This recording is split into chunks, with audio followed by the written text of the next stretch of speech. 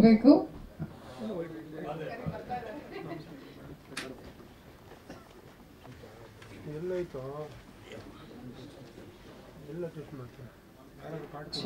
ಅಲ್ಲ, ನೀವು ಮೂವರು ಹೇಳಿ ತಿಮ್ಮನ ಮೊಟ್ಟೆಗಳು ಟ್ರೈಲರ್ ಲಾಂಚ್ ಅಂತ ಹೇಳ್ಬಿಟ್ರೆ ಸರ್, ಟ್ರೈಲರ್ ನೋಡೋಣ. ಮತ್ತೊಮ್ಮೆ ನಿಮ್ಮನ್ನ ವೇದಿಕೆಗೆ ಬರ್ಮಾಡ್ಕೊಳ್ತೀನಿ.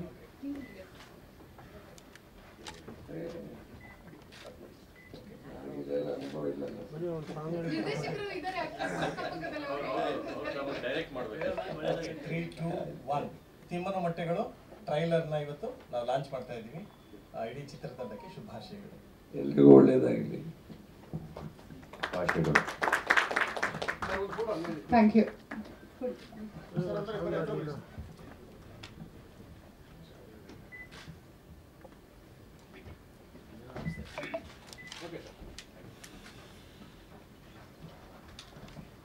ತಿಮ್ಮನ ಮೊಟ್ಟೆಗಳು ಚಿತ್ರ ನನಗೆ ಸ್ಪೆಷಲ್ ಅನ್ಸೋದು ಏನಕ್ಕೆ ಅಂತ ಹೇಳಿದ್ರೆ, ಮೊದಲ 2 ಚಿತ್ರಗಳು ಇಶ್ಯೂ ಬೇಸ್ಡ್ ಆಗಿತ್ತು. ಲೈಕ್ ಹೊಂಬಣ್ಣ ಅನ್ನೋದು ಒಂದು ಫಾರೆಸ್ಟ್ ಎನ್ಕ್ರೋಚ್ಮೆಂಟ್ ಮೇಲೆ ಮಾಡಿದಂಥ ಸಿನಿಮಾ. ಅದಾದ ನಂತರ ಎಂಥ ಕತೆ ಮಾರೆ ಅನ್ನೋ ಸಿನಿಮಾ ಮಾಡಿದೆ. ಅದು ಕೂಡ ಶರಾವತಿನ ದಿನ ಬೆಂಗಳೂರಿಗೆ ಹರಿಸ್ಬೇಕು ಅನ್ನೋ ವಿಚಾರದ ಬಗ್ಗೆ. ಅದಾದಮೇಲೆ ಅಗೇನ್ ಮತ್ತೆ ಇಶ್ಯೂ ಬೇಸ್ಡ್ ಮಾಡೋದು ಬೇಡ, ಒಂದು ಬೇರೆ ಥರದ ಒಂದು ಜಾನರ್ ಹೋಗಬೇಕು ಅಂತ ಅನಿಸ್ದಾಗ ನನಗೆ ಅಂದರೆ ಒಂದು ಕಾಡಿನೆಂಟರ ಒಂದು ಪುಸ್ತಕ ಬರೆದಿದ್ದೆ. ಅದರಲ್ಲಿ ಒಂದಷ್ಟು ವಿಷಯಗಳಿತ್ತು. ಅದರಲ್ಲಿ ತಿಮ್ಮನ ಮೊಟ್ಟೆಗಳು ಅನ್ನೋ ಒಂದು ಕಥೆನ ತಗೊಂಡೆ. ಅಂದರೆ ಬೇಸಿಕ್ಲಿ ನಮಗೆ ಏನು ಹೇಳ್ತೀವಿ, ಪ್ರಕೃತಿ ಮಧ್ಯೆ ಇದ್ದಾಗ ನಾವು ಚೇಂಜಸ್ ಆಗ್ತಾ ಇರುತ್ತೆ. ಆ ಚೇಂಜಸ್ಗಳನ್ನ ಸ್ಟಡಿ ಮಾಡಿದಾಗ ಒಂದಷ್ಟು ವಿಷಯಗಳು ಸಿಕ್ತು. ಅಂದರೆ ಫಾರ್ ಎಕ್ಸಾಂಪಲ್ ನಮ್ಮ ಕಡೆ ಅಂದರೆ ವೆಸ್ಟರ್ನ್ ಘಾಟ್ಸಲ್ಲಿ ಹೆಚ್ಚಾಗಿ ಸಿಗೋದು ಕಾಳಿಂಗ ಸರ್ಪಗಳು. ಸೊ ಅದರಲ್ಲಿ ಇವಾಗ ಕಾಳಿಂಗ ಸರ್ಪಗಳು ನಮ್ಮ ಒಂದು ಮಲೆನಾಡು ಭಾಗದಲ್ಲಿ ಜಾಸ್ತಿ ಆಗಿದೆ. ಈ ನಾಗರಹಾವು ಮತ್ತು ಕೆರೆ ಹಾವುಗಳು ಕಡಿಮೆ ಆಗಿದೆ. ಸೊ ಇದು ಯಾಕೆ ಆಗ್ತಾ ಇದೆ ಅನ್ನೋದ್ರ ಬಗ್ಗೆ ಒಂದಷ್ಟು ವಿಷಯಗಳನ್ನ ನಾನು ಕೆದಕ್ತಾ ಹೋದಾಗ ಅದೊಂದು ಕತೆ ರೂಪುಗೊಂಡಿತ್ತು, ತಿಮ್ಮನ ಮೊಟ್ಟೆಗಳು ಅಂತ ಹೇಳಿ. ಸೊ ತಿಮ್ಮನ ಮೊಟ್ಟೆಗಳಲ್ಲಿ ನಾವು ಕೇವಲ ಪ್ರಕೃತಿ ಮತ್ತು ಪ್ರಾಣಿಗಳ ಬಗ್ಗೆ ಮಾತ್ರ ಮಾತಾಡಿಲ್ಲ, ಮನುಷ್ಯನ ಸಂಬಂಧಗಳ ಬಗ್ಗೆ ಮಾತಾಡಿದ್ದೀವಿ. ಅಂದರೆ ಈಗ ಒಂದು ಮನುಷ್ಯನಿಗೆ ಹೇಗೆ ಒಂದು ತಾಯಿ ಮಗು ಒಂದು ಸೆಂಟಿಮೆಂಟ್ ಇರುತ್ತೆ, ಪ್ರಾಣಿಗಳಲ್ಲಿ ಕೂಡ ಆ ಸೆಂಟಿಮೆಂಟ್ ಇರುತ್ತೆ. ಸೊ ಆ ಒಂದು ವಿಚಾರನ ಒಂದು ಹೈಲೈಟ್ ಆಗಿ ಇಟ್ಕೊಂಡು ಮಾಡಿದಂಥ ಒಂದು ಸಿನಿಮಾ. ಅಂದರೆ ಸಾಕಷ್ಟು ವಿಷಯಗಳನ್ನ ಈ ಸಿನಿಮಾದಲ್ಲಿ ಹೇಳಿದ್ದೀವಿ. ನವಿಲುಗಳ ಬಗ್ಗೆ ಹೇಳಿದ್ದೀವಿ, ನರಿಗಳ ಬಗ್ಗೆ ಹೇಳಿದ್ದೀವಿ. ಇದೆಲ್ಲದನ್ನು ತಗೊಂಡು ಒಂದು ಸಿನಿಮಾ ಅಂತ್ಯ ಕಂಡಾಗ ನಮಗೆ ಒಂದು ಮೆಸೇಜ್ ಬರುತ್ತೆ, ಮನುಷ್ಯ ಅವನ ನಂಬಿಕೆ ಮೇಲೆ ಬದುಕೋದು, ಇನ್ನು ಬದಲಾವಣೆನ ಅವನೇ ತಂದ್ಕೊಬೇಕು ಅನ್ನೋಂಥ ಒಂದು ವಿಚಾರ. ಸೊ ಹಾಗಾಗಿ ನಾವು ಇನ್ ಕೇಸ್ ನಾವು ಅಮೆರಿಕದ ಡಾಲಸ್ನಲ್ಲಿ ಪ್ರೀಮಿಯರ್ ಶೋ ಮಾಡಿದ್ವಿ. ಅಲ್ಲಿ ಏನಂತಂದ್ರೆ ಒಬ್ಬ ಬರಹಗಾರ ಆಗಲಿ ಒಬ್ಬ ನಿರ್ದೇಶಕನಿಗೆ ಒಂದು ಖುಷಿ ಕೊಡೋ ಅಂಶ ಅಂದರೆ, ಒಬ್ಬ ಬರಹಗಾರನಾಗಿ ಅದನ್ನ ಬರೀತಾ ಇರುವಾಗ, ಆಮೇಲೆ ಇನ್ನೇನು ಶೂಟ್ ಮಾಡ್ತಾ ಇರುವಾಗ, ವಿಜುವಲಿ ಅದನ್ನ ಚಿತ್ರಿಸ್ತಿರುವಾಗ ಬರಹಗಾರ ಆಡಿಯನ್ಸ್ ಅದನ್ನೇನು ಹೇಳ್ತಾರೆ ನೋಡಿ, ಸಿನಿಮಾ ನೋಡಿ, ಅದು ಎರಡು ಒಂದೇ ಇತ್ತು ನನಗೆ. ನಾನು ಬರೆಯಬೇಕಾದ್ರೆ ಏನು ಅನ್ಕೊಂಡಿದ್ದೆ ಅದನ್ನ ಅವ್ರು ರಿವ್ಯೂ ರೂಪದಲ್ಲಿ ಅವ್ರು ಹೇಳ್ತಾ ಇದ್ದಾಗ ಸರಿ ನಂದು ಕೆಲಸ ಸಾರ್ಥಕ ಆಗಿದೆ ಅನ್ನೋ ಒಂದು ಫೀಲ್ ಬಂತು. ಅಂದರೆ ನಂಗೆ ಹಿಂದಿನ 2 ಸಿನಿಮಾಗಿಂತ ಈ ಸಿನಿಮಾದಲ್ಲಿ ಆ ಒಂದು ಫೀಲ್ ಜಾಸ್ತಿ ಆಯಿತು. ಇವನ್ ನಾನು ಗೌರಿಶಂಕರ್ ಸರ್ಗೆ ಸಿನಿಮಾ ತೋರಿಸ್ದೆ ಅವ್ರು ಆಗುಂಬೆ ಇದಕ್ಕೆ ಹೋದಾಗ.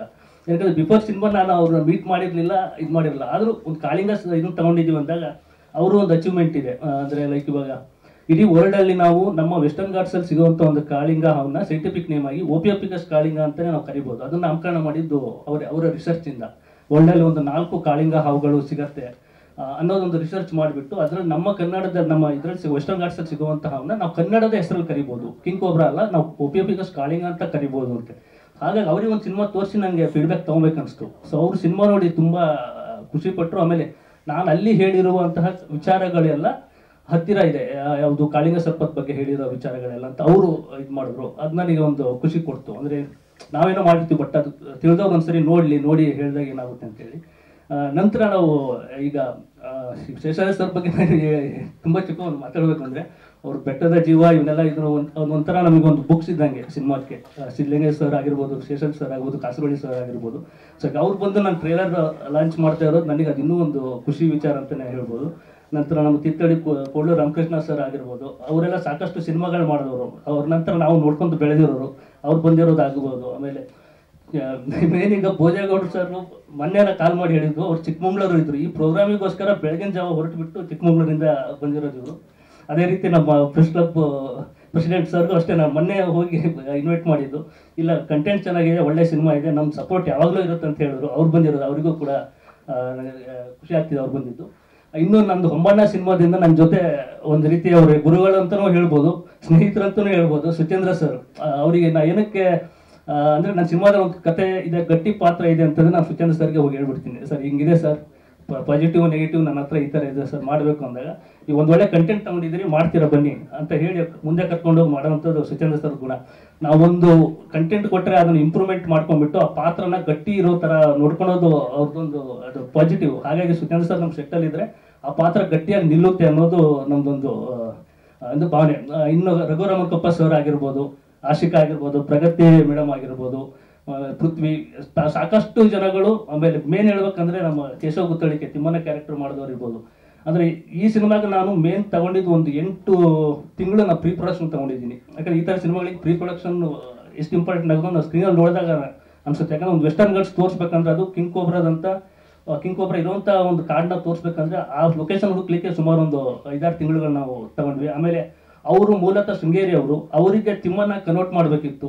ಒಂದು 1000 ಸರಿ ಓದಿಸಿದ್ದೀನಿ ನಾನು ಸ್ಕ್ರಿಪ್ಟ್ನ, ಓದಿ ಕೊನೆಗೆ ಅವ್ರಿಗೆ ಸಿಟ್ಟು ಬಂದು ರೆಡಿ ಆದರು, ಇದೇನು ಮಕ್ಕಳು ಓದಿಸ್ತಾ ಇದ್ದಾರಲ್ಲ ಅಂತ. ಇವತ್ತು ಸ್ಕ್ರೀನ್ ಮೇಲೆ ಕಾಣ್ತಿದೆ ಅವ್ರ ಕ್ಯಾರೆಕ್ಟರ್, ತುಂಬ ಜನ ಇಷ್ಟಪಟ್ಟರು. ತಿಮ್ಮ ಅಂದರೆ ಅದು ಕರೆಕ್ಟಾಗಿದ್ದಾರೆ ಆ ಕ್ಯಾರೆಕ್ಟರ್ಗೆ ಅನ್ನೋ ಥರ. ಇನ್ನು ಮೇನ್ ನಾನು ಎಲ್ಲದಕ್ಕಿಂತ ಮುಂಚೆ ಹೇಳ್ಬೇಕಾಗಿದ್ದು ನಮ್ಮ ಪ್ರೊಡ್ಯೂಸರ್ ಬಗ್ಗೆ. ಅವರು ಬರೋಕ್ಕಾಗಿಲ್ಲ, ಇವತ್ತು ಅವ್ರು US ಅಲ್ಲಿರೋದು. ಬಟ್ ಸ್ಟಿಲ್ ಅವರು ಸಿನಿಮಾ ಶುರು ಆದಾಗಿಂದ ಇಲ್ಲಿ ತನಕ ಯಾವುದೇ ರೀತಿ ಸರ್ ಚೆನ್ನಾಗಾಗಬೇಕು ಸಿನಿಮಾ ಇನ್ನು ಅದನ್ನು ಎಲ್ಲರಿಗೂ ಗೊತ್ತಿರುತ್ತೆ. ಈ ಸಮಯದಲ್ಲಿ ಸಿನಿಮಾ ರಿಲೀಸ್ ಮಾಡೋದು ಎಷ್ಟು ಕಷ್ಟಕರ ಅನ್ನೋದಕ್ಕಿಂತ ಅದು ಈಗಿನ ಇದರಲ್ಲಿ ಸಿನಿಮಾ ರಿಲೀಸ್ ಮಾಡ್ತೀರಾ ಅಂತ ಕೇಳ್ತಾರೆ. ಅಂದರೆ ಆ ಥರ ಬಂದಿದೆ ಈ ಸಿಚುವೇಶನ್ ಕೂಡ. ಸರ್ ಸುಮ್ಮನೆ ರಿಲೀಸ್ ಮಾಡೋದು ಬೇಡ, ಒಂದು 10 ಜನದಲ್ಲಿ 3 ಜನಕ್ಕರ ಸಿನಿಮಾ ಬರ್ತಿದೆ ಅಂತ ಗೊತ್ತಾಗಲಿ, ಆ ಒಂದು ಇದ್ರಲ್ಲಿ ನಾವು ರಿಲೀಸ್ ಮಾಡೋಣ ಅಂತ ಹೇಳಿ ಅವರೇ ಒಂದು ಅಮೆರಿಕಾದಲ್ಲಿ ಅವರೇ ಒಂದು ಇಂಟ್ರೆಸ್ಟ್ ತಗೊಂಡು ಅಲ್ಲಿ ರಿಲೀಸ್ ಮಾಡಿಸಿ ಒಂದು ಪ್ರೀಮಿಯರ್ ಶೋನ. ನಂತರ ಇಲ್ಲೂ ಒಂದು ಸ್ವಲ್ಪ ಒಳ್ಳೆ ರೀತಿಯಲ್ಲಿ ಮಾಡಿಸೋಣ ಅಂತ ಹೇಳಿದ್ರು. ಅಂದರೆ ನಾನು ಏನಕ್ಕೆ ಅವ್ರ ಬಗ್ಗೆ ಹೇಳ್ತಿದ್ದೀನಿ ಅಂದರೆ, ಈ ಸಿನಿಮಾ ಏನು ರಿಲೀಸಿಗೆ ರೆಡಿ ಇದೆ, ಅದಾಗೋದ್ರೊಳಗೆ ಆಲ್ರೆಡಿ ಮತ್ತೊಂದು ಸಿನಿಮಾ ಅವರು ಆಲ್ರೆಡಿ ಇದು ಮಾಡಾಯಿತು, ನಾವು ಶೂಟಿಂಗು ಮುಗಿಸ್ಕೊಂಡು ಬಂದಾಯಿತು. ಅಂದರೆ ಈ ಟೈಮಲ್ಲಿ ನಮಗೆ ಅಂಥ ಪ್ರೊಡ್ಯೂಸರ್ ಅವಶ್ಯಕತೆ ಇದೆ ನಮ್ಮ ಇಂಡಸ್ಟ್ರಿಗೆ, ಅದನ್ನೊಂದು ಹೇಳಲಿಕ್ಕೆ ಇದು ಮಾಡ್ತೀನಿ. ನೆಕ್ಸ್ಟ್ ಇನ್ನು ಹೇಮಂತ್ ಬಗ್ಗೆ ನಾನು ಹೇಳೋದಕ್ಕಾಗಿಲ್ಲ. ನಾನು ಮೊದಲ ಸಿನಿಮಾದಿಂದನೂ ಹೇಮಂತ್ ಜೊತೆ ಆಗಿರೋದು. ಈ ಸಿನಿಮಾ ಆಗೋಕ್ಕೂ ಒನ್ ಆಫ್ ದಿ ರೀಸನ್ನು ಹೇಮಂತು.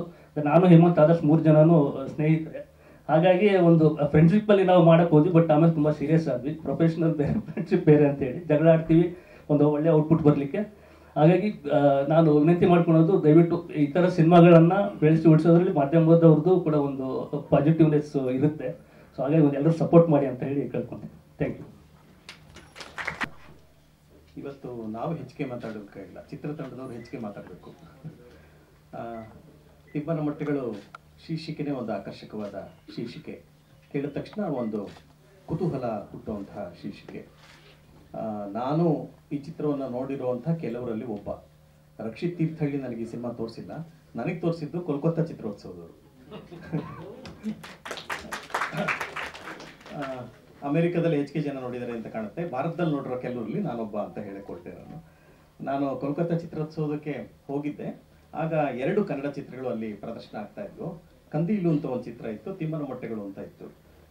ನಮ್ಮ ಭಾಷೆಯ ಚಿತ್ರ ಒಂದು ಬೇರೆ ರಾಜ್ಯದಲ್ಲಿ ಪ್ರದರ್ಶನ ಆಗ್ತಾ ಇದೆ ಅನ್ನೋದು ನನಗೆ ಕುತೂಹಲದ ಸಂಗತಿಯಾಗಿತ್ತು. ಹಾಗಾಗಿ ನಾನು ಆ ಚಿತ್ರೋತ್ಸವದಲ್ಲಿ ತಿಮ್ಮನ ಮೊಟ್ಟೆಗಳ ಚಿತ್ರವನ್ನು ನೋಡಿದೆ. ನೋಡಿದ ತಕ್ಷಣ ಯಾರೀ ರಕ್ಷಿತ್ ತೀರ್ಥಹಳ್ಳಿ ಅಂತ ನನಗೆ ಆಶ್ಚರ್ಯ ಆಯಿತು. ಅಷ್ಟಲ್ಲಾಗಲೇ ಅವರು 2 ಚಿತ್ರ ಮಾಡಿದ್ದಾರೆ ಅಂತ ಆಮೇಲೆ ಗೊತ್ತಾಯಿತು. ಆಮೇಲೆ ಬಂದಾಗ ನನ್ನ ಸ್ನೇಹಿತರಾದಂಥ ಕೆಂಪರಾಜು, ಇದರ ಸಂಕಲನ ಮಾಡಿದವರು, ಅವ್ರ ಹತ್ರ ಕೇಳಿದೆ ನಾನು, ನೀವು ಸಂಕಲನ ಮಾಡಿದ್ರಲ್ಲ ಇದು ಯಾರು ರಕ್ಷಿತ್ ಅಂತ. ಇನ್ನು ಅವರೊಬ್ಬರು ಕಥೆಗಾರರು ಅಂತ ಎಲ್ಲ ವಿವರಗಳು ಹೇಳಿದ್ರು. ನನಗೆ ಅವ್ರನ್ನ ಭೇಟಿ ಮಾಡಬೇಕು ಅಂತ ಇತ್ತು. ಈಗ ಒಂದು ವಾರದ ಹಿಂದೆ ಅವ್ರನ್ನ ಮೊದಲ ಬಾರಿಗೆ ಭೇಟಿ ಮಾಡಿದೆ. ಹಾಗಾಗಿ ಅವ್ರ ಕೃತಿಯನ್ನು ಮೊದಲು ಭೇಟಿ ಮಾಡಿ ವ್ಯಕ್ತಿಯನ್ನು ನಂತರ ಭೇಟಿ ಮಾಡಿದ್ದೀನಿ. ಈ ಚಿತ್ರ ಸಾಮಾನ್ಯವಾಗಿ ಒಂದು ಚಿತ್ರೋತ್ಸವದಲ್ಲಿ ಆಯ್ಕೆ ಆಗುತ್ತೆ ಅಂದರೆ ಒಂದು ಸರಳವಾದ ಸಂಗತಿ ಅಲ್ಲ. ಇವತ್ತು ಜಗತ್ತಿನಾದ್ಯಂತ ಸಾವಿರಾರು ಚಿತ್ರೋತ್ಸವಗಳಿದ್ದಾವೆ. ಕೋಲ್ಕತ್ತಾ ಚಿತ್ರೋತ್ಸವ ಒಂದು ಘನತೆ ಇರುವಂತಹ ಒಂದು ಚಿತ್ರೋತ್ಸವ.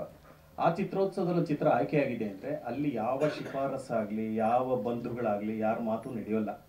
ಬೆಂಗಳೂರಿನಲ್ಲಿ ಒಂದು ಪಕ್ಷ ನಡೆದೀತು ಬೆಂಗಳೂರು ಚಿತ್ರೋತ್ಸವದಲ್ಲಿ. ಹಂಗೆ ನಡೆದಿದ್ರಿಂದನೇ ಬೆಂಗಳೂರು ಚಿತ್ರೋತ್ಸವದಲ್ಲಿ ಇವ್ರ ಚಿತ್ರ ಇರಲಿಲ್ಲ ಅಲ್ವಾ? 2 ಇರಲಿಲ್ಲಂತೆ. 2 ಒಟ್ಟಿಗೆ, ನೀವು 2 ಒಟ್ಟಿಗೆ ಅಪ್ಲೈ ಮಾಡಬಾರ್ದು. ಎನಿವೆ, ನನಗೆ ಅದೊಂದು ವಿಷಾದ ಆಯಿತು. ಕೋಲ್ಕತ್ತಾ ಚಿತ್ರೋತ್ಸವದಲ್ಲಿ ಪ್ರದರ್ಶನಗೊಂಡಂಥ ಈ ಚಿತ್ರ ಬೆಂಗಳೂರು ಚಿತ್ರೋತ್ಸವದಲ್ಲಿ ಯಾಕಿಲ್ಲ? ಆ ಪ್ರಶ್ನೆಗೆ ಉತ್ತರ ಹುಡುಕ್ತಾ ಹೋದರೆ ಅದು ಬೇರೆದೇ ಚರ್ಚೆ ಆಗುತ್ತೆ. ಆ ಚರ್ಚೆಗೆ ನಾನು ಹೋಗೋದಿಲ್ಲ. ಈಗ ಅದನ್ನು ಬಿಡುಗಡೆ ಮಾಡುವಂಥ ಧೈರ್ಯ ಅಂತಲೇ ಪದ ಬಳಸ್ತೀನಿ, ರಕ್ಷಿತ್ ತೀರ್ಥಹಳ್ಳಿ ಮಾಡಿದ್ದಾರೆ. ಯಾಕೆ ಧೈರ್ಯ ಅಂತಂದರೆ, ಇತ್ತೀಚೆಗೆ ಸುಮಾರು ಒಂದು ತಿಂಗಳ ಹಿಂದೆ ಪತ್ರಿಕೆಗಳನ್ನು ಓದ್ತಾ ಇದ್ದಾಗ 4 ತಿಂಗಳು ಆಗಿದೆ 2025ರಲ್ಲಿ 120 ದಿನಗಳಲ್ಲಿ 128 ಕನ್ನಡ ಚಿತ್ರಗಳು ಬಿಡುಗಡೆಯಾಗಿದೆ ಅಂತ ವರದಿತ್ತು. ಈಗಾಗಲೇ ಒಂದು 20 ದಿವಸ ಹೆಚ್ಚಾಗಿದೆ, 20-30 ದಿವಸ ಹೆಚ್ಚಾಗಿದೆ, 160 ದಿವಸ ಆಗಿರಬೇಕು. ಜನವರಿ 12ನೇ ತಾರೀಕಲ್ಲಿ ನಾವು ಇದ್ದೀವಿ. 162 ದಿವಸದಲ್ಲಿ ಎಷ್ಟು ಕನ್ನಡ ಚಿತ್ರಗಳು ಬಿಡುಗಡೆಯಾಗಿರ್ಬೋದು? ನನ್ನ ಪ್ರಕಾರ 162ಕ್ಕಿಂತ ಹೆಚ್ಚು ಕನ್ನಡ ಚಿತ್ರಗಳು ಪ್ರಾಯಶಃ ಬಿಡುಗಡೆ ಆಗಿರಬೇಕು. ಆ ಸಂಖ್ಯೆಯನ್ನು ಪತ್ರಕರ್ತ ಮಿತ್ರರಾದ ನಿಮಗೆ ಗೊತ್ತಿರುತ್ತೆ. ಅಂದ್ರೆ ಒಂದು ದಿನಕ್ಕೆ ಒಂದು ಚಿತ್ರ ಬಿಡುಗಡೆಯಾಗಿದೆ. ಸಾಮಾನ್ಯವಾಗಿ ಯಾವುದೇ ಮನರಂಜನೆಯನ್ನ ಅಪೇಕ್ಷಿಸಿ ಹೋಗುವಂತ ಚಿತ್ರ ಪ್ರೇಕ್ಷಕ ವಾರಕ್ಕೊಂದು ಸಿನಿಮಾ ನೋಡೋದಕ್ಕೆ ಅವನು ತಯಾರಿರ್ತಾನೆ. ಅಷ್ಟು ಹಣ ಅವನ ಪಾಕೆಟಲ್ಲಿ ಇರುತ್ತೆ. ಅವನ ಇಡೀ ಒಂದು ವಾರದಲ್ಲಿ ಒಂದು ಮನರಂಜನೆ ಬೇಕು, ಅಥವಾ ಒಂದು ಒಳ್ಳೆ ಚಿತ್ರ ನೋಡಬೇಕು, ಒಂದು ಪುಸ್ತಕ ಓದಬೇಕು ಅನ್ನೋ ಥರದ ಮನೋಭಾವ ಇರುತ್ತೆ. ವಾರದ 7 ದಿನ ಚಿತ್ರಗಳು ಬಿಡುಗಡೆಯಾದ್ರೆ ಯಾವ ಪ್ರೇಕ್ಷಕ ಹೋಗಿ ನೋಡೋಕೆ ಸಾಧ್ಯ? ಈ ಅತಿವೃಷ್ಟಿ ಯಾಕೆ ಆಗ್ತಾ ಇದೆ? ಈ ಬಗ್ಗೆ ನಾವೆಲ್ಲ ಯೋಚನೆ ಮಾಡಬೇಕಾಗಿದೆ. ತಕ್ಷಣ ನಮಗೆ ನೆನಪು ಬರುವಂಥದ್ದು ಕನ್ನಡ ಪ್ರೇಕ್ಷಕ ಸರಿ ಇಲ್ಲ, ಅವನ ಚಿತ್ರಮಂದಿರಕ್ಕೆ ಬರ್ತಾ ಇಲ್ಲ ಅಂತ ದೂರ್ತೀವಿ. ಈ ಮಾತಿನಲ್ಲಿ ಎಷ್ಟು ಸತ್ಯ ಇದೆ ಅಂತ ನಾವು ನಮ್ಮನ್ನ ಆತ್ಮವಿಮರ್ಶೆ ಮಾಡ್ಕೋಬೇಕಾಗಿದೆ. ಯಾವ ಪ್ರೇಕ್ಷಕನು ದಿನದ ಸೋಮವಾರದಿಂದ ನೀನು ಭಾನುವಾರದವರೆಗೂ ಪ್ರತಿದಿನ ಒಂದು ಸಿನಿಮಾ ನೋಡಪ್ಪ ಅಂತ ಅನ್ನಕ್ಕೆ ಸಾಧ್ಯ? ಇವತ್ತು ಒಂದು ಅಧ್ಯಯನದ ಪ್ರಕಾರ, ನಾನು ನೆಗೆಟಿವ್ ಆಗಿ ಮಾತಾಡ್ತಾ ಇದ್ದೀನಿ ಅಂತ ಅಂದ್ಕೋಬೇಡಿ, ಇವತ್ತಿನ ಚಿತ್ರರಂಗದ ಸ್ಥಿತಿಯನ್ನು ಕೂಡ ಈ ಸಂದರ್ಭದಲ್ಲಿ ಹೇಳಬೇಕು ಅಂತ ಹೇಳ್ತಾ ಇದ್ದೀನಿ. ಒಂದು ಅಧ್ಯಯನ ಹೇಳುತ್ತೆ, ಬೆಂಗಳೂರಿನಲ್ಲಿ ಒಂದು ಚಲನಚಿತ್ರವನ್ನ ಒಬ್ಬ ಪ್ರೇಕ್ಷಕ ಹೋಗಿ ನೋಡ್ಬೇಕು ಅಂದ್ರೆ, ಮಲ್ಲೇಶ್ವರದ ಕೋರಮಂಗಲಕ್ಕಾದ್ರೂ ಹೋಗ್ಲಿ, ಕೋರಮಂಗಲದ ಮಲ್ಲೇಶ್ವರ ಮಗಾಗ್ಲಿ, ಕನಿಷ್ಠ 7.5 ಗಂಟೆಗಳು ಬೇಕು. ಕನಿಷ್ಠ ಒಂದು ದಿನದಲ್ಲಿ ಒಂದು ಚಿತ್ರ ನೋಡೋಕೆ. ಚಿತ್ರದ ಅವಧಿ ಎಷ್ಟಿರುತ್ತೆ? ಸಾಮಾನ್ಯವಾಗಿ 2ರಿಂದ 2.5 ಗಂಟೆ ಇರುತ್ತೆ. 2ರಿಂದ 2.5 ಗಂಟೆ ಚಿತ್ರವನ್ನು ನೋಡ್ಲಿಕ್ಕೆ ಒಬ್ಬ ಪ್ರೇಕ್ಷಕ ಬೆಂಗಳೂರಿನಲ್ಲಿ ಪ್ರಯಾಣ ಮಾಡಿ ಟಿಕೆಟ್ ಬುಕ್ ಮಾಡಿದ್ರು ಕೂಡ ಚಿತ್ರ ನೋಡಿ ಮನೆಗೆ ಹಿಂತಿರುಗಿ ಬರೋದಕ್ಕೆ 7.5 ಗಂಟೆಯಿಂದ 8 ಗಂಟೆ ಬೇಕು ಅಂತ ಒಂದು ಅಧ್ಯಯನ ಹೇಳುತ್ತೆ. ಅಷ್ಟು ಸಮಯ ನಮ್ಮ ಸಾಮಾನ್ಯರಲ್ಲಿ ಇದೆಯೇ ಅನ್ನೋ ಪ್ರಶ್ನೆಯನ್ನು ನಾವು ಮಾಡ್ಕೋಬೇಕು. ಹಾಗಾದ್ರೆ ಚಿತ್ರವನ್ನ ಎಲ್ಲಿ ಬಿಡುಗಡೆ ಮಾಡಬೇಕು? ಕನ್ನಡ ಚಿತ್ರರಂಗಕ್ಕೆ 92 ವರ್ಷ ಆಗಿದೆ. ಸತಿ ಸುಲೋಚನ 1934ರಲ್ಲಿ ಬಂದದ್ರಿಂದ ಇವತ್ತಿನವರೆಗೂ ಲೆಕ್ಕ ಹಾಕೊಂಡ್ರೆ 91 ಕಳೆದು 92ನೇ ವರ್ಷದಲ್ಲಿ ನಾವು ಇದ್ದೀವಿ. ವರ್ಷಕ್ಕೊಂದು ಚಿತ್ರ ತಯಾರಾಗ್ತಾ ಇದ್ದ ದಿನಗಳಲ್ಲಿ ಇವತ್ತು ನಾವು 350ರಿಂದ 400 ಚಿತ್ರಗಳು ಪ್ರತಿ ವರ್ಷ ತಯಾರಾಗ್ತಾ ಇದೆ. ನಿಮ್ಗೆ ಗೊತ್ತಿರಲಿ, ಭಾರತದಲ್ಲಿ ಹಿಂದಿಯ ನಂತರ 2ನೇ ಸ್ಥಾನದಲ್ಲಿರೋದು ಕನ್ನಡ ಭಾಷೆ. ಇದಕ್ಕೆ ಚಪ್ಪಾಳೆ ತಟ್ಟಬೇಕು, ಸಂತೋಷ ಪಡಬೇಕು, ವಿಷಾದ ಪಡಬೇಕು ಗೊತ್ತಿಲ್ಲ. ಸತ್ಯಜಿತ್ ರೇ ಬೆಂಗಾಲದ ಅತಿ ಶ್ರೇಷ್ಠ ಪ್ರಖ್ಯಾತ ನಿರ್ದೇಶಕರು ಒಂದು ಮಾತನ್ನು ಹೇಳ್ತಾರೆ. ಬೆಂಗಳೂರಿಗೆ ಬಂದಾಗಲೇ ಆ ಮಾತನ್ನು ಹೇಳಿದ್ದು.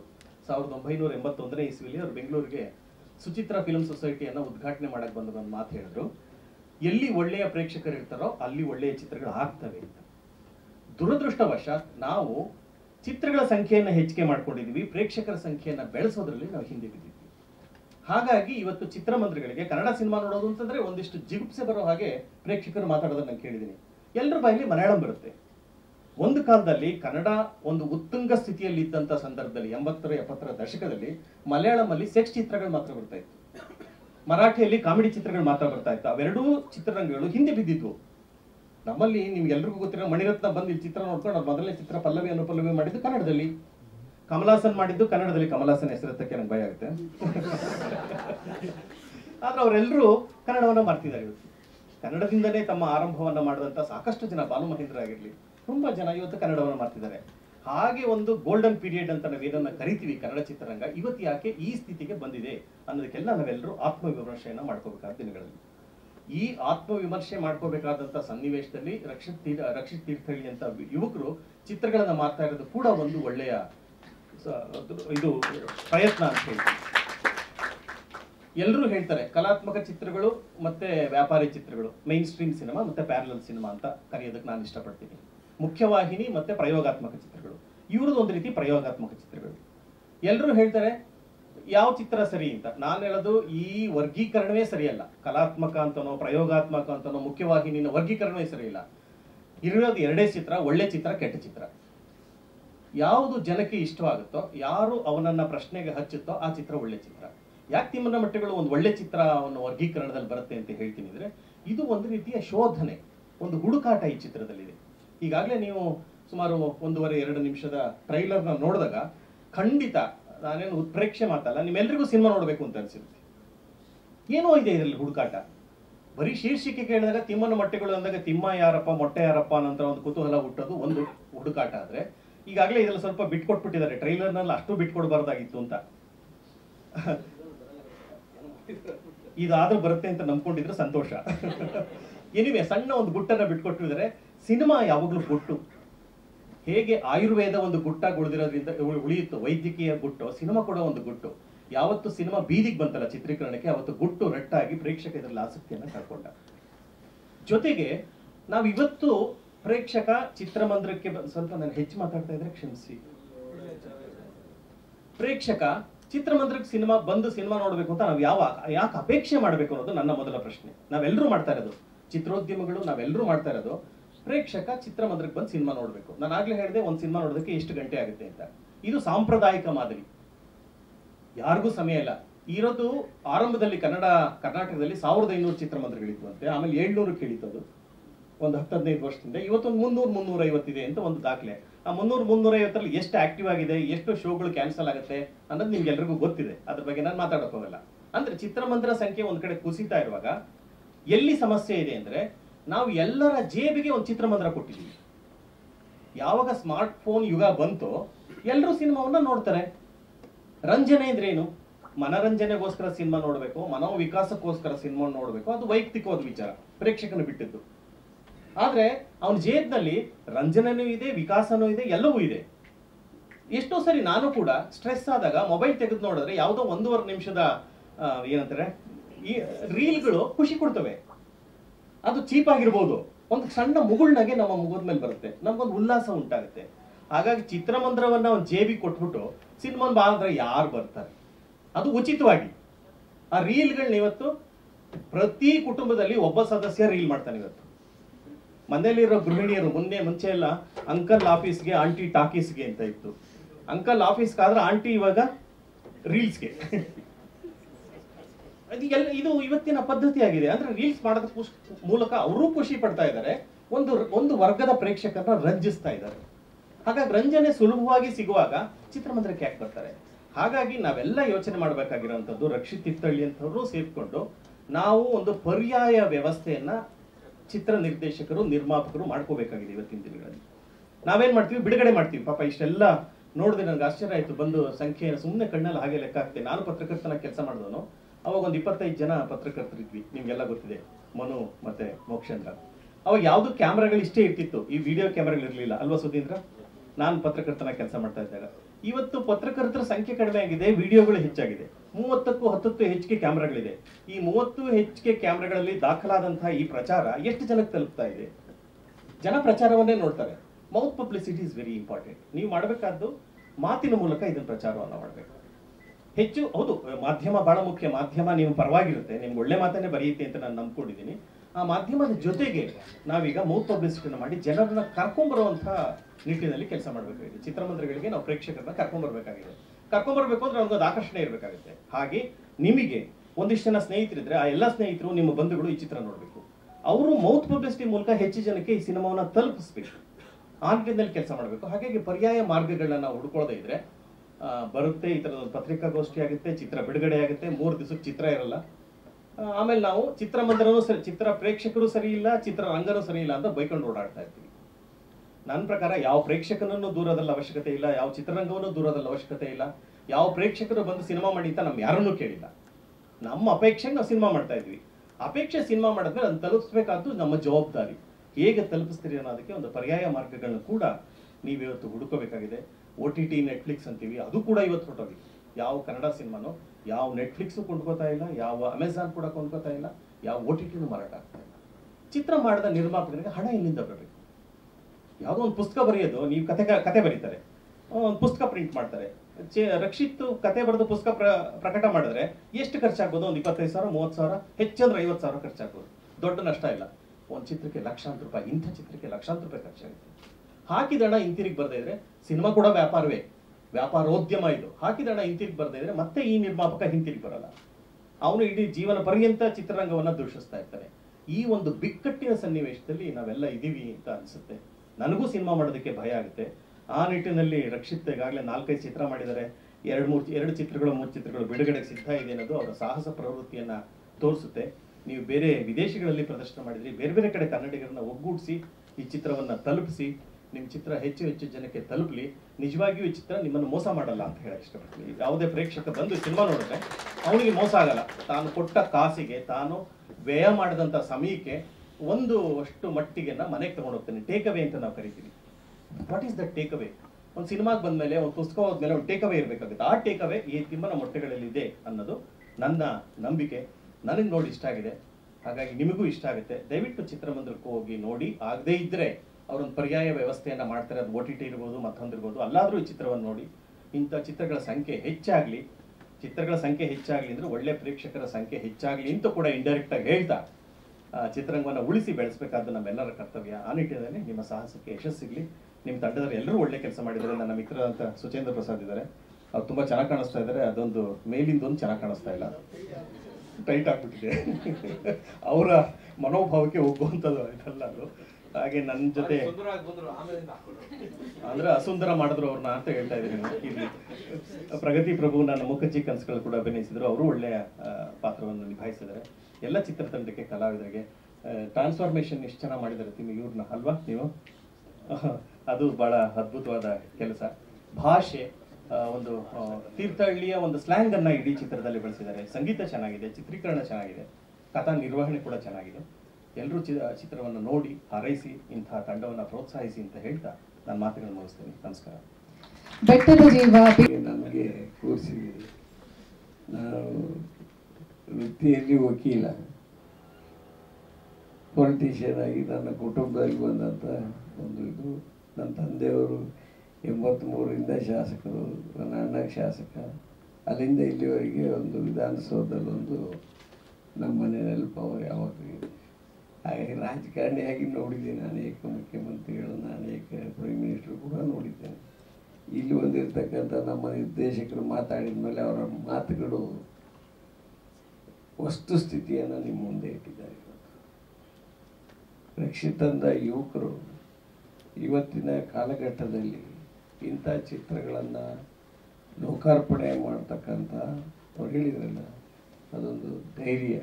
ಆ ಧೈರ್ಯನ ನಾವೆಲ್ಲರೂ ಕೂಡ ಮೆಚ್ಚಬೇಕಾಗತ್ತೆ. ಇವತ್ತು ಆ ಯುವಕರು ಮಾಡಿರ್ತಕ್ಕಂಥ ಸಾಹಸದ ಕೆಲಸ, ಆ ಸಾಹಸದ ಕೆಲಸವನ್ನು ಲೋಕಾರ್ಪಣೆ ಮಾಡಿ, ಆ ಲೋಕಾರ್ಪಣೆಗೊಂಡ ನಂತರ ಆ ನಿರ್ಮಾಪಕರು ಮತ್ತು ಚಿತ್ರತಂಡ, ಇಡೀ ಚಿತ್ರತಂಡಕ್ಕೆ ಬರ್ತಕ್ಕಂಥ ಆರ್ಥಿಕ ಇರ್ಬೋದು, ಬೇರೆ ಬೇರೆ ಜನರ ಅಭಿಪ್ರಾಯಗಳಿರ್ಬೋದು, ಅದು ದೊಡ್ಡ ಆಸ್ತಿ. ಆ ಆಸ್ತಿ ಒಂದು ಕಾರ್ಯಗತ ಆಗಬೇಕಲ್ಲ, ಅದನ್ನು ಆ ಮಾತುಗಳನ್ನು ಇವತ್ತು ಹೇಳಿದ್ದಾರೆ. ಇವತ್ತು ಕನ್ನಡ ಭಾಷೆ, ಇವತ್ತು ನಮ್ಮ ಭಾಷೆ ಶ್ರೇಷ್ಠವಾದಂಥ ಭಾಷೆ, ಸಾಮಾನ್ಯ ಭಾಷೆ ಅಲ್ಲ ಇದು. 8 ಜ್ಞಾನಪೀಠ ಪ್ರಶಸ್ತಿಗಳನ್ನು ಪಡೆದಿರ್ತಕ್ಕಂಥ ಒಂದು ಬಹುದೊಡ್ಡ ಭಾಷೆ ನಮ್ಮ ಕನ್ನಡ ಭಾಷೆ. ಇವತ್ತು ಅದಕ್ಕೆ ಅದರದಾದಂಥ ಒಂದು ಸ್ಥಾನಮಾನ ಈ ನಾಡಿನಲ್ಲಿದೆ, ಪ್ರಪಂಚದಲ್ಲಿದೆ. ಇವತ್ತು ಈ ಕನ್ನಡ ಭಾಷೆಯಲ್ಲಿ ಈ ಚಿತ್ರಗಳು ಬಂದಂಥ ಸಂದರ್ಭದಲ್ಲಿ ಯಾವ ರೀತಿ ನಮ್ಮ ಜನ ಪ್ರೋತ್ಸಾಹಿಸಿದ್ದಾರೆ ಅನ್ನೋದನ್ನು ನಾವು ಅತ್ಯಂತ ಹತ್ತಿರದಿಂದ ಇವತ್ತು ನೋಡಿದ್ದೇವೆ, ನೋಡ್ತಾ ಇದ್ದೇವೆ.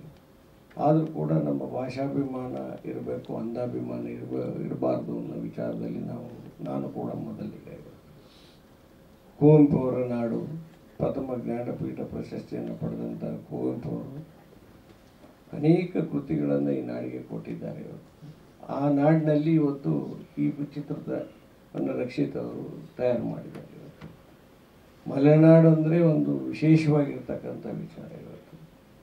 ಇವತ್ತು ಪರಿಸರ ಇದೆ, ಇವತ್ತು ಸಂಬಂಧದ ಬಗ್ಗೆ ಮಾತಾಡಿದೆ. ಪರಿಸರ ನಾವೇನು ಇವತ್ತು ನಮ್ಮ ಮಕ್ಕಳಿನ ಮುಂದಿನ ಪೀಳಿಗೆಗೆ ಈ ಪರಿಸರವನ್ನು ಯಾವ ರೀತಿ ಉತ್ತಮಗೊಳಿಸಬೇಕು ಅನ್ನೋ ವಿಚಾರದಲ್ಲಿ ನಾವು ಇನ್ನೂ ಇವತ್ತು ಕಾಲ ಮಿಂಚಿಲ್ಲ, ನಾವು ಮಾಡಬೇಕಾಗಿದೆ. ಇವತ್ತು ಪರಿಸರ ಸಂಪೂರ್ಣವಾಗಿ ಪರಿಸರವನ್ನು ಹಾಳು ಮಾಡಿದವರೇ ನಾವು, ಅದನ್ನು ಕೊಂದಾಕಿದ್ದೀವಿ. ಪರಿಸರ ಉಳಿದಿಲ್ಲ ಇವತ್ತು. ಅದು ನೇಚರ್ ಇದ್ದರೆ ನಾವು ಏನು ಬೇಕಾದ್ರೂ ಕೂಡ ಸಾಧನೆಯನ್ನು ಮಾಡಬಹುದು. ಇವತ್ತು ಸಂಬಂಧಗಳ ಅಡಿಯಲ್ಲಿ ನಾವು ಕೆಲಸ ಮಾಡಬೇಕಾಗ್ತದೆ. ಅದಕ್ಕೆ GS ಉದ್ರಪ್ಪನವ್ರು ಒಂದು ಕಡೆ ಹೇಳ್ತಾರೆ ನೋಡಿ, ಎಲ್ಲಿದೆ ನಂದನ ಎಲ್ಲಿದೆ ಬಂಧನ, ಎಲ್ಲಿದೆ ನಂದನ ಎಲ್ಲಿದೆ ಬಂಧನ, ಎಲ್ಲ ಇದೆ ನಮ್ಮೊಳಗೆ.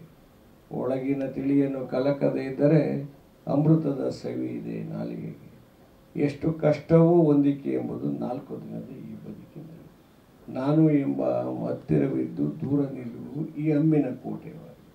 ನಾನು ಎಂಬ ದುರಾಂಕಾರದಲ್ಲಿ ನಾವು ಬದುಕ್ತಾ ಇರ್ತಕ್ಕಂಥ ಈ ಸಂದರ್ಭದಲ್ಲಿ ಈ ಪರಿಸರವನ್ನು ನಾವು ಉಳಿಸ್ಬೇಕಾಗಿದೆ. ಇವತ್ತು ನಮಗೆ ನಮ್ಮದೇ ಆದಂಥ ಜಾಗಗಳಿದೆ, ನಾವು ವಾಸ ಮಾಡೋದಕ್ಕೆ, ನಾವು ಎಂಜಾಯ್ ಮಾಡೋದಕ್ಕೆ, ನಮ್ಮ ಕುಟುಂಬವನ್ನು ಎಂಜಾಯ್ ಮಾಡೋದಕ್ಕೆ, ಸ್ನೇಹಿತರೊಟ್ಟಿಗೆ ಎಂಜಾಯ್ ಮಾಡೋದಕ್ಕೆ. ಇದರಲ್ಲಿ ನಾನು ಚಿತ್ರ ನೋಡಿಲ್ಲ, ನಾನು ಕೇಳಿದ್ದೀನಿ.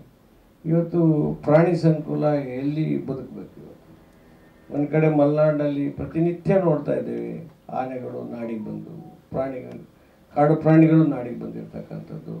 ಇವತ್ತು ಕಾಳಿಂಗ ಸರ್ಪ ಸಂತತಿ ಬಹಳಷ್ಟಿದೆ. ಆ ಬಹಳಷ್ಟು ಇದ್ದರೆ ಸಾಕಾಗಲಿಲ್ಲ, ಪೂರಕವಾಗಿ ಅದು ಬದುಕೋದಕ್ಕೆ ವ್ಯವಸ್ಥೆ ಆಗಬೇಕಲ್ಲ. ಆ ಬದುಕೋದಕ್ಕೆ ವ್ಯವಸ್ಥೆಯನ್ನು ಯಾವ ರೀತಿ ನಾವು ಮಾಡಿಕೊಡ್ಬೇಕು ಅನ್ನೋದು ಭಾಳ ಮುಖ್ಯವಾಗಿರ್ತಕ್ಕಂಥ ವಿಚಾರ. ಇವತ್ತು ಜಿಂಕೆಗಳ ಸಂಖ್ಯೆ ಜಾಸ್ತಿ ಆಗಿದೆ, ಹಂದಿಗಳ ಸಂಖ್ಯೆ ಜಾಸ್ತಿ ಆಗಿದೆ, ಇವತ್ತು ಚಿರತೆಗಳ ಸಂಖ್ಯೆ ಜಾಸ್ತಿ ಆಗಿದೆ, ಆನೆಗಳ ಕಾಡುಕೋಣ. ಇವತ್ತು ನಮ್ಮ ಬೆಳಗ್ಗೆ ಎದ್ದರೆ ನಾವು ಚಿಕ್ಕಮಗಳೂರಿನಲ್ಲಿ ಒಂದು ಸ್ವಲ್ಪ ಆಚೆ 8 ಕಿಲೋಮೀಟ್ರ್ ಆಚೆ ಹೋದ್ರೆ ಕಾಡ್ಕೋಣವನ್ನು ನೋಡ್ಕೊಂಬರ್ತಕ್ಕಂಥ ಪರಿಸ್ಥಿತಿ ಇದೆ.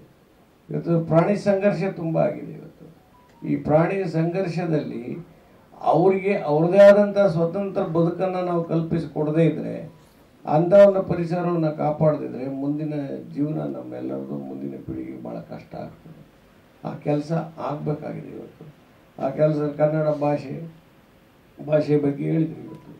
ಇವತ್ತು ಎಲ್ಲಾದರೂ ಇರು, ಎಂತಾದರೂ ಇರು, ಎಂದೆಂದು ಕನ್ನಡವಾಗಿರು, ಕನ್ನಡವೇ ಸತ್ಯ, ಕನ್ನಡವೇ ನಿತ್ಯ ಅಂತ ಹೇಳಿದ್ದಾರೆ.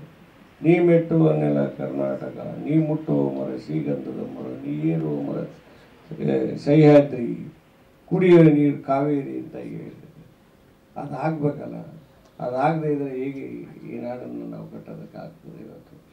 ಹಾಗಾಗಿ ಇಂಥ ಕನ್ನಡ ಚಿತ್ರಗಳು ಮತ್ತೆ ಮತ್ತೆ ಮತ್ತೆ ಬರಬೇಕಾದ್ರೆ ಅದಕ್ಕೆ ಅಷ್ಟೇ ರೀತಿಯ ಪ್ರೋತ್ಸಾಹವನ್ನು ಸಾರ್ವಜನಿಕವಾಗಿ ನಾವು ಕೊಟ್ಟು ಆ ಚಿತ್ರವನ್ನು ಮೇಲೆತ್ತಿ ಆ ಚಿತ್ರದಲ್ಲಿ ಬರ್ತಕ್ಕಂಥ ಅಂಶಗಳನ್ನು ನಮ್ಮ ಮನದಲ್ಲಿ ಮೂಡಿಸ್ಕೊಂಡು ಈ ಪರಿಸರವನ್ನು ಕಾಪಾಡ್ತಕ್ಕಂಥ ಈ ಚಿತ್ರರಂಗದಲ್ಲಿ ಏನು ಒಟ್ಟು ಎಕ್ಸಾಕ್ಟ್ಲಿ ಜಿಸ್ಟ್ ಬಂದಿದೆ, ಆ ಜಿಸ್ಟನ್ನು ಸಮಾಜಕ್ಕೆ ಹಂಚಿಕೆ ಆಗೋ ರೀತಿಯಲ್ಲಿ ನಾವು ಮಾಡದೇ ಇದ್ದರೆ ಮುಂದಿನ ಪೀಳಿಗೆ ನಮ್ಮ ರಕ್ಷಿತಂಥವರಿಗೆ ಉತ್ತೇಜನವನ್ನು ಸಿಗದೇ ಇದ್ದರೆ ಅವ್ರು ಮತ್ತೆ ಚಿತ್ರವನ್ನು ತೆಗೆಯೋದೇ ಹೇಗೆ? ಆ ನಿರ್ಮಾಪಕರು ಹೇಳಿದರು, ನಮ್ಮ ನಿರ್ದೇಶಕರು, ಆ ನಿರ್ಮಾಪಕ ಉತ್ಸಾಹದಿಂದ ಆಚೆ ಬರಬೇಕಲ್ಲ. ಕನ್ನಡ ಚಿತ್ರವನ್ನು ನೋಡ್ತಕ್ಕಂಥ ಆ ಥಿಯೇಟ್ರಿಗೆ ಹೋಗಿ ನೋಡ್ತಕ್ಕಂಥ ಟೈಮ್ ನಮ್ಮಲ್ಲಿ ಯಾರಿಗೂ ಇಲ್ಲ, ಉಳಿದಿಲ್ಲ. ಇವತ್ತು ಒಂದು ಕಾಲದಲ್ಲಿ ನಾವೆಲ್ಲ ಚಿತ್ರ ನೋಡಬೇಕು ಅಂತ ಹೇಳಿದ್ರೆ ನಾವು ಭಾಳ ಖುಷಿಯಿಂದ ಹೋಗ್ತಾ ಇದ್ದೀವಿ. ಇವತ್ತು ಅದನ್ನು ಹೇಳಿದ್ರು ಇವರು, ದಿನಕ್ಕೊಂದು ಚಿತ್ರದಂತೆ ತೆಗೆದಾಗ ಯಾವ ರೀತಿ ಅದಕ್ಕೆ ಪ್ರೋತ್ಸಾಹ ಸಿಗ್ತದೆ ಅನ್ನೋ ವಿಚಾರದಲ್ಲಿ. ಹಾಗಾಗಿ ಕನ್ನಡ ಭಾಷೆ ನೆಲ ಇವತ್ತು ಉಳಿಬೇಕಾಗ್ತದೆ. ಅಲ್ಲಿ ಯಕ್ಷಗಾನ ಕೂಡ ತೋರಿಸಿದ್ದೀರಿ. ಯಕ್ಷಗಾನ ಕಲಾವಿದರು ಇವತ್ತು ಎಲ್ಲಿ ಉಳಿದಿದ್ದಾರೆ? ಎಲ್ಲೋ ಒಂದು ಕಡೆ ಉಳ್ಕೊಂಡಿದ್ದಾರೆ. ಆ ಉಳಿದಿರ್ತಕ್ಕಂಥದ್ದು ಇನ್ನೂ ಹೆಚ್ಚು ಆಚೆ ಬರಬೇಕಾಗ್ತದೆ.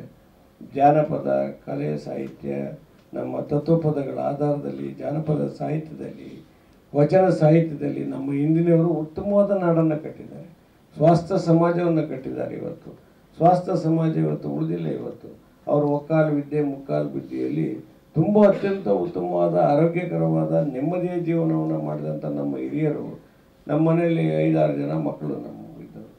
ಇವತ್ತು ಒಂದೊಂದು ಮಗು ಸಾಕೋಕ್ಕೆ ಕಷ್ಟ ಆಗ್ತಾಯಿದೆ. ಇವತ್ತು ಅಂಥ ನಾಡಿನಲ್ಲಿ ಅವರು ಯಾವುದೇ ವಿದ್ಯೆಯನ್ನು ಕಲೀಲಿಲ್ಲ, ಒಕ್ಕಾಲು ವಿದ್ಯೆ ಮುಕ್ಕಾಲು ಬುದ್ಧಿಯಲ್ಲಿ ಉತ್ತಮವಾದ ಸಮಾಜವನ್ನು ಕಟ್ಟಿ ಉತ್ತಮವಾದ ಬದುಕನ್ನು ಕಟ್ಟಿಕೊಟ್ರು ನಮಗೆ. ಇಷ್ಟೊಂದು ಉತ್ತಮವಾದ ಪರಿಸರದೊಟ್ಟಿಗೆ ನಾವು ಬದುಕ್ತಾ ಇರ್ತಕ್ಕಂಥ ಸಂದರ್ಭದಲ್ಲಿ ಉತ್ತಮವಾದ ಸಮಾಜವನ್ನು ಕಟ್ತಕ್ಕಂಥ ಕೆಲಸ ಇಂಥ ಚಿತ್ರಗಳ ನಿರ್ವಹಣೆ ಮಾಡೋ ಮುಖಾಂತರ ಸಮಾಜಕ್ಕೆ ಕೊಡುಗೆಯಾಗಿ ಕೊಡ್ತಕ್ಕಂಥ ಸಂದರ್ಭದಲ್ಲಿ ನಾವೆಲ್ಲರದ್ದು ಪಾತ್ರ ಇದೆ. ಆ ಕೆಲಸವನ್ನು ನಾವೆಲ್ಲ ಮಾಡೋಣ ಅಂತ ಹೇಳ್ತಾ, ಇವತ್ತು ಪರಿಸರ ಉಳಿದೇ ಇದ್ದರೆ ನಾವ್ಯಾರೂ ಉಳಿಯೋದಿಲ್ಲ. ಇವತ್ತು ಕೃಷಿ ಬದುಕು ನಮ್ಮಿಂದ ದೂರ ಆಗಿದೆ. ಇವತ್ತು ಕೃಷಿ ಬದುಕು ಲಾಭದಾಯಕ ಅಂತ ನಾವು ತೋರಿಸ್ದೇ ಇದ್ದರೆ ನಮ್ಮ ಮುಂದಿನ ಪೀಳಿಗೆಗೆ ನಾವೇ ಮುಂದೊಂದು ದಿನ ತಿಂತಕ್ಕಂಥ ಅನ್ನ ಮತ್ತು ನೀರಿಗೆ ನಾವೆಲ್ಲ ಕಷ್ಟಪಡಬೇಕಾದಂಥ ದಿನ ಬರ್ತದೆ. ಜೇಬು ತುಂಬ ದುಡ್ಡಿರುತ್ತೆ, ಆದರೆ ಊಟ ಇರಲ್ಲ, ನೀರಿರಲ್ಲ. ಇವತ್ತು ಆ ಕೃಷಿ ಬದುಕು ಕೂಡ ಬೇಕಾಗಿದೆ. ಕೃಷಿ ಬದುಕು ನಮ್ಮ ಪರಿಸರದಲ್ಲೇ ಬಂದಿರತಕ್ಕಂಥದ್ದು. ಹಾಗಾಗಿ ಪರಿಸರ ಅತ್ಯಂತ ಶ್ರೀಮಂತವಾಗಿದೆ. ಆ ಶ್ರೀಮಂತ ಪರಿಸರವನ್ನು ಇನ್ನೂ ಹೆಚ್ಚು ಶ್ರೀಮಂತ ಮಾಡ್ತಕ್ಕಂಥ ಕೆಲಸವನ್ನು ಇಂಥ ಚಿತ್ರಗಳ ಮುಖಾಂತರ ನಮ್ಮ ರಕ್ಷಿತ್ ಇರ್ಬೋದು, ನಮ್ಮ ನಿರ್ದೇಶಕರಿಗಾಗಲೇ ಮಾತಾಡಿ ನೀವೆಲ್ಲ ಭಾಳ ದಿಗ್ಗಜರಿದ್ದೀರಿ. ಇವತ್ತು ಇಲ್ಲಿ ಕಾಳಿಂಗ ಸರ್ಪದ ಸಂಪೂರ್ಣ ಉತ್ತಮವಾದ ದಿನ ನಡೆಯುವ ಅದರದ ಬದುಕನ್ನು ಅರ್ಥವರು ಇಲ್ಲಿ ನಮ್ಮ ಪಕ್ಕದಲ್ಲಿ ಕೂತಿದ್ದಾರೆ. ಹಾಗಾಗಿ ನಾವು ಪ್ರಾಣಿ ಸಂಕುಲ ಇವತ್ತು ಆಗುಂಬೆ ಘಾಟ್ ಇರ್ಬೋದು, ಚಾರ್ಮಾಡಿ ಘಾಟ್ ಇರ್ಬೋದು, ನಮ್ಮ ಶಿರಾಡಿ ಗಂಟೆರ್ಬೋದು ನೀವೆಲ್ಲ ನೋಡ್ತೀರಿ ನೀವು. ಅಲ್ಲಿ ಮಂಗಗಳು ಬಂದು ಅಲ್ಲಿ ಕಟ್ಟೆ ಮೇಲೆ ಕೂರ್ತವೆ. ಯಾಕೆ ಕೂರ್ತವೆ ಅಂದರೆ ಅಲ್ಲಿ ದೇವಸ್ಥಾನಕ್ಕೆ ಹೋದಂಥವ್ರು, ಧರ್ಮಸ್ಥಳಕ್ಕೆ ಹೋದಂಥವ್ರು, ಅಥವಾ ಹೊರನಾಡಿಗೆ ಹೋದಂಥವ್ರು, ಶೃಂಗೇರಿ ದೇವಸ್ಥಾನಕ್ಕೆ ಹೋದಂಥವ್ರು ಹಣ್ಣು ಕಾಯಿ ಅಂಥದ್ದನ್ನು ಕೊಡ್ತಾರೆ ಅಂತೇಳಿ. ಎಂಥ ದುಃಖ ಬರ್ತದೆ ಅದನ್ನು ನೋಡಿದರೆ. ಇವತ್ತು ನಾವು ಆ ಪ್ರಾಣಿ ಸಂಕುಲವನ್ನು ಬೆಳೆಸೋದಾದರೆ ಹಾಗೆ, ಹಿಂದೆ ಸಾಲು ಮರದಲ್ಲಿ ನಾವು ಹೋದರೆ ನೇರಳೆ ಮರ, ತೇಣಿನ ಮರ, ಅರಳಿ ಮರ, ಹಣ್ಣುಗಳು ಬಿಡ್ತಕ್ಕಂಥ ಸಾಲು ಮರದಲ್ಲಿ ನಾವು ರೋಡ್ ಸೈಡ್ ಸಿಗ್ತಾ ಇರ್ತಕ್ಕಂಥದ್ದು. ಇವತ್ತು ಅಂಥದ್ದು ಒಂದು ಮರ ನಾವು ನೋಡೋಕ್ಕಾಗಿಲ್ಲ. ಇವತ್ತು ಇಲ್ಲಿ ಹೋದರೂ ಅಕೇಶಿಯ, ನೀಲಗಿರಿ ಬೆಳೆದು ಇವತ್ತು ಸಂಪೂರ್ಣ ಹಾಳಾಗೋಗಿದೆ. ಆ ಪ್ರಾಣಿಗಳಿಗೆ ಸರಿಯಾದ ರೀತಿ ಊಟ ಸಿಕ್ಕಿದರೆ ಅವ್ಯಾಕೆ ಬಂದು ಬೀದಿನಲ್ಲಿ ಕೂರ್ತಾವೆ. ಇವತ್ತು ಪಕ್ಷಿ ಸಂಕುಲ ಅಂತೂ ಸರ್ವನಾಶ ಆಗಿದೆ. ಇವತ್ತು ಆ ಪಕ್ಷಿ ಸಂಕುಲನ ನಾವು ಉಳಿಸ್ಬೇಕು. ಅದೇ ರೀತಿ ಇವತ್ತು ಕಾಳಿಂಗ ಸರ್ಪ, ಯಾವ ಪ್ರಾಣಿಗಳು ಕೂಡ ನಮಗೇನು ತೊಂದರೆ ಮಾಡೋದಿಲ್ಲ. ನಾವು ಅವ್ರಿಗೆ ತೊಂದರೆ ಮಾಡಿದರೆ ಮಾತ್ರ ಅವು ನಮಗೆ ತೊಂದರೆ ಮಾಡ್ತವೆ. ಇದನ್ನು ಅರಿವನ್ನು ಮೂಡಿಸ್ತಕ್ಕಂಥ ಕೆಲಸ ಆಗಬೇಕಾಗಿದೆ. ಆ ಕೆಲಸವನ್ನು ನಾವೆಲ್ಲ ಸೇರಿ ಮಾಡೋಣ ಅಂತೇಳಿ ಈ ಚಿತ್ರ ಉತ್ತರೋತ್ತರ ಅಭಿವೃದ್ಧಿಯಾಗಿ ಈ ಚಿತ್ರ ಎಲ್ಲ ಸಾರ್ವಜನಿಕ ಮನಸ್ಸಿನಲ್ಲಿ ಮೂಡ್ತಕ್ಕಂಥ ಕೆಲಸ ಆಗಿ ಈ ರಕ್ಷಿತ್ ಮತ್ತು ಅವರೆಲ್ಲ ಸಂಘಟನೆಗಳು ಏನು ತಯಾರು ಮಾಡಿದರೆ ಈ ಚಿತ್ರೋದ್ಯಮ ಇನ್ನೂ ಉತ್ತಮವಾಗಿ ಬೆಳೀಲಿ ಅಂತ ಈ ಸಂದರ್ಭದಲ್ಲಿ ಆಶಿಸಿ ನನ್ನ ಮಾತಿಗೆ ವಿರಾಮ ಹೇಳ್ತೇನೆ. ಎಲ್ರಿಗೂ ಶುಭವಾಗಲಿ. ಜೈ ಜೈ ಕನ್ನಡ. ಮಾನ್ಯ ವಿಧಾನ